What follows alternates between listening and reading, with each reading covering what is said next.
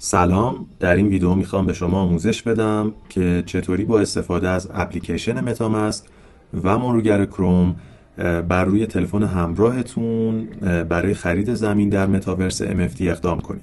خب برای این کار ابتدا لازم هست که موجودی تریکوتون رو به ولت متاماسکتون انتقال داده باشید و همچنین میزان کافی کوین BNB رو داخل ولت داشته باشید که حدوداً معادل 3 سنت بابت انجام تراکنش تریکو و حدوداً معادل 26 سنت بابت مینت شدن NFT هر کدوم از زمین هایی هست که شما خریداری میکنید.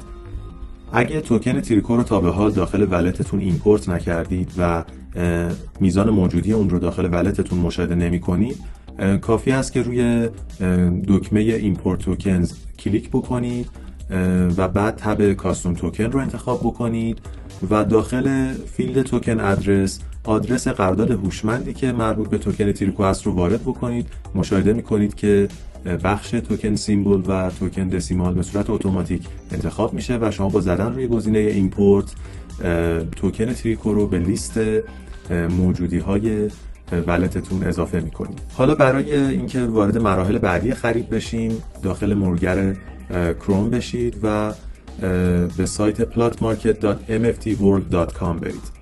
به محض وارد کردن آدرس این سایت، لودینگ صفحه پلات مارکت شروع میشه که بسته به سرعت اینترنت شما میتونه بین 30 ثانیه الی 2-3 دقیقه زمان ببره. توجه داشته باشید که در این مرحله برای بیشتر شدن سرعت لود میتونید VPN تون رو قطع بکنید، اما در مراحل بعدی برای انجام تراکنش ها بر روی ولتتون به اتصال VPN احتیاج دارید. بعد از لود شدن کامل صفحه، پیامی رو مشاهده میکنید که به شما یادآوری میکنه تا در صورتی که از تلفن همراه برای خریدتون استفاده میکنید حتما از ولت متاماسک و مرورگر کروم استفاده کنید. حالا کافیه روی تیک پایین این صفحه کلیک کنید و دکمه کانتینیو رو بزنید تا وارد پلات مارکت بشید. در بعد به ورود شما لوگوی MFT و دکمه کانکت ولت رو میبینید. با کلیک کردن روی دکمه کانکت ولت شما گزینه هایی رو میبینید مبنی بر اتصال به سرویس پلات مارکت. اینجا گزینه ولت کانکت رو انتخاب بکنید و کمی صبر بکنید. در پنجره که باز میشه سلکت ولت رو میزنید و ولت متاماسک رو انتخاب میکنید. مشاهده میکنید که اپلیکیشن ولت متاماسک بالا میاد. شما باید پسوردتون رو وارد بکنید و وارد ولتتون بشید. بعد از ورود به ولت بلافاصله پیامی از سمت ولت میاد که درخواست پلات مارکت برای اتصال به ولت شما رو نمایش میده. با زدن روی دکمه کانکت شما این اجازه دسترسی رو به پلات مارکت میدید. حالا مجددا به مرورگر کرومتون برمیگرده گوشی و شما راهنمای پلات مارکت رو مشاهده میکنید که در صورت تمایل میتونید مطالعه کنید. بعد از اینکه خواستید از این پنجره ادامه بدید و وارد مپ بشید، میتونید بالا روی دکمه انتر د مپ کلیک بکنید و یا دکمه بستن رو بزنید. بعد از این شما وارد مپ متاورس NFT میشید. با استفاده از دکمه های منفی و مثبت میتونید میزان زوم مپ رو تغییر بدید تا به خوبی همه نواحی اون رو ببینید و بعد برای انتخاب زمین های مورد نظرتون کافیه که زومین بکنید و مشاهده میکنید که زمین ها به صورت مربع های اصلا تفکیک شده این نمایش داده شدن.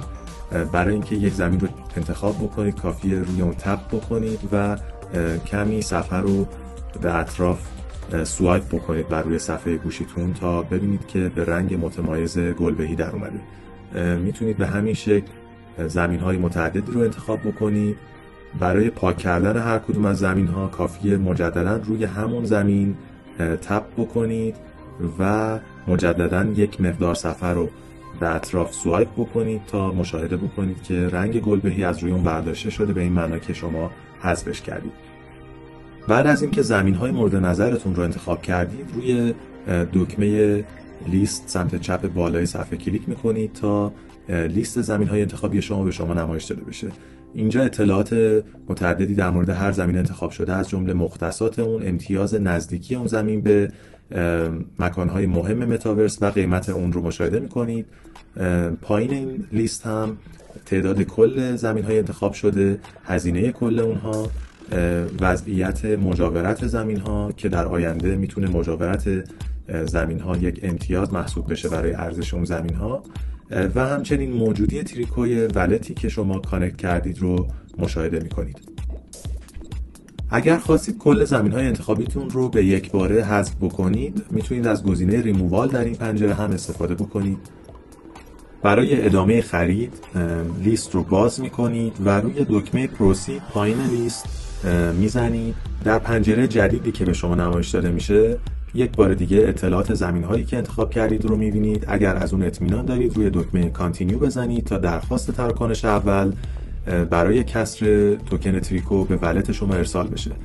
توجه داشته باشید که اینجا حتما گزینه Remember My Choice رو انتخاب بکنید و بعد روی متاماسک بزنید تا جلوتر برای انجام تراکنش دوم به مشکل بر نخورید. بعد از اینکه روی گزینه متاماسک زدید، یه بار دیگه باید رمز عبور ولتتون رو وارد بکنید تا بتونید وارد ولتتون بشید. به محض ورود به ولت، درخواست تراکنش اول که میخواد مبلغ تریکو رو از ولت شما کسب بکنه رو مشاهده میکنید. اطلاعات این تراکنش رو بررسی کنید که میزان تریکویی که قید شده همون میزانی باشه که بابت زمین‌های انتخابیتون به شما نمایش داده شده بود و همچنین میزان جزئی کوین BNB هم بابت گسفی این تراکنش نوشته شده. با کانفرم کردن این تراکنش وارد صفحه پلات مارکت میشید. دوباره بالا پیامی رو مشاهده میکنید که به شما میگه مبلغ تریکو انتقال پیدا کرد. حالا نوبت به انجام تراکنش دوم بابت فی مینت NFT میرسه که در صورتی که در مرحله قبلی گزینه Remember My Choice رو زده باشید، همونطور که مشاهده میکنید بالای صفحه پیامی میاد که با زدن دکمه کانتینیو مستقیما به ولت میرید و مشابه اتفاقی که برای تراکنش اول افتاد داخل ولت متاماسک برای تراکنش دوم میفته و در اون مبلغ BNB از شما کسب میشه. در صورتی که در مرحله قبلی گزینه Remember My Choice رو نزده باشید، ممکنه در این مرحله هیچ نشونی از تراکنش دوم مشاهده نکنید. در این صورت لازم هست که خودتون اپلیکیشن رو سویچ بکنید، به اپلیکیشن متاماسکتون برید و اونجا تراکنش دوم رو کانفرم بکنید تا تراکنش دوم هم انجام بشه. بعد از انجام تراکنش دوم مجدد مورگل کروم باز میشه و این بار پیامی رو بالای صفحه مشاهده میکنید که به شما میگه پرداخت فی مینت هم موفقیت آمیز بود و به زودی NFT های شما ساخته میشن. حالا همونطور که مشاهده میکنید لیست خالی شده و با بستن لیست زمین یا زمین هایی که در این مرحله خریداری کردید رو به رنگ بنفش میبینید و همچنین زمین هایی که به رنگ صورتی پررنگ هستن زمین هایی هستن که توسط سایر کاربران خریداری شدن و با زدن روی هر کدوم از این زمین ها پیامی رو میبینید که اشاره میکنه که این زمین ها مالکیت دارن و خریداری شدن، چه زمین خودتون و چه زمین سایر کاربران. خب در این مرحله خرید شما کامل شده و NFT زمین یا زمین هایی که خریداری کردید طی 30 الی 60 دقیقه آینده روی شبکه بلاکچین اسمارت چین ساخته میشه و داخل ولت شما قرار میگیره. ممنونم از اینکه تا پایان این ویدیو من رو همراهی کردید و امیدوارم که تجربه خوبی از خرید زمین در متاورس NFT داشته باشید.